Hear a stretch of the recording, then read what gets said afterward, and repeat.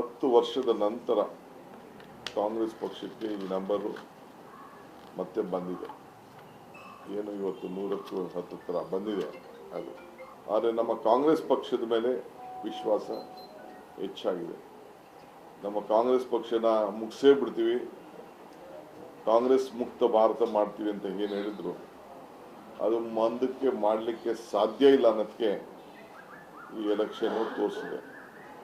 ನಮ್ಮ ನಾಯಕರಾದಂಥ ರಾಹುಲ್ ಗಾಂಧಿ ಅವರು ಮತ್ತು ನಮ್ಮ ಮಲ್ಲಿಕಾರ್ಜುನ್ ಖರ್ಗೆ ಸಾಹೇಬರು ಸತತ ಹೋರಾಟ, ಭಾರತ ಜೋಡೋ ಯಾತ್ರೆ ಇವೆಲ್ಲ ಕೂಡ ನಮಗೆ ಒಂದು ದೊಡ್ಡ ಫಲಿತಾಂಶವನ್ನು ನಮಗೆ ಸಿಕ್ಕಿದೆ.